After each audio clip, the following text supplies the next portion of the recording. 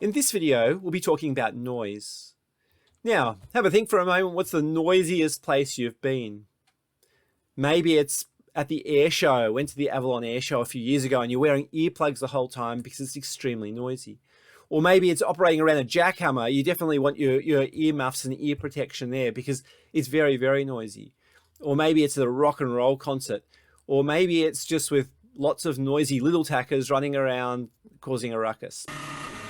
Well, when we're talking about noise, and you'll hear a bit of noise in the background, we're talking about less about audio noise and more about electrical noise.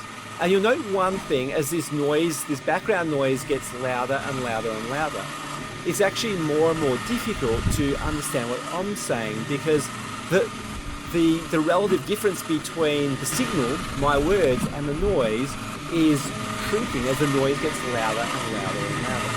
And so I might talk louder and louder and louder to compensate for that, but it becomes more difficult to extract the audio.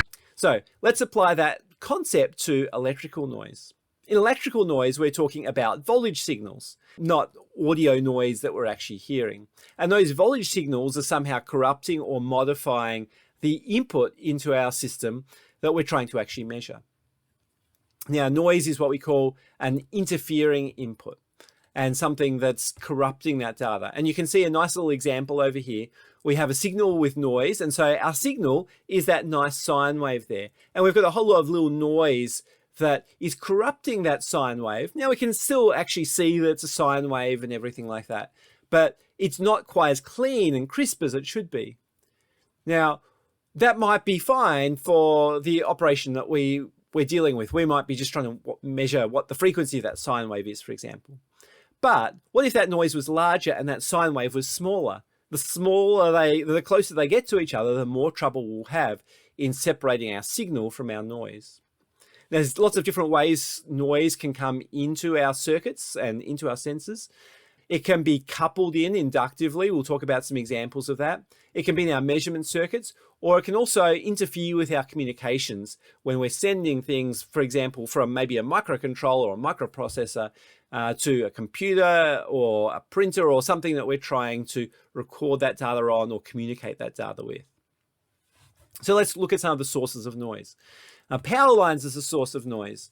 Sometimes you might hear like a PA system or something, there's a bit of a hum to it, not the high frequency feedback, but a In countries like Australia, it'll be 50 hertz, where our voltage on our power lines is an AC current that oscillates at 50 hertz. In countries like the US, it's 60 hertz.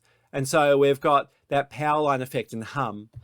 Large electric motors and generators starting up and stopping in particular. Transients from motors switching when they're changing direction and stopping quickly and slowing down.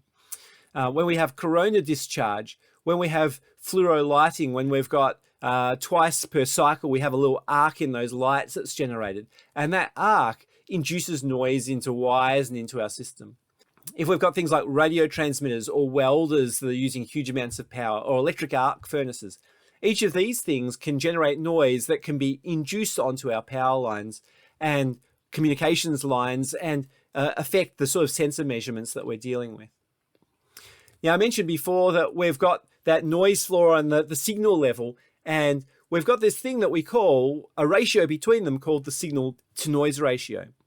Now, thinking in audio terms, if we're at a rock concert and we're trying to film one of these lectures here, our signal level might be here, which is my normal talking voice when I'm communicating, but the volume of all the music and things might be here. Our noise level is actually higher than our signal level, and that's something we definitely don't want. We want our signal level to be here and our noise level to be here, and maybe with a bit of filtering we can reduce that down further so our signal can be nice and easily reproduced and understood. So our SNR, signal to noise ratio, we're essentially comparing our mean voltage of our signal to our mean voltage of our noise and working out a ratio between the two of those. Basically, if our signal to noise ratio is better, our signal will be less affected by noise.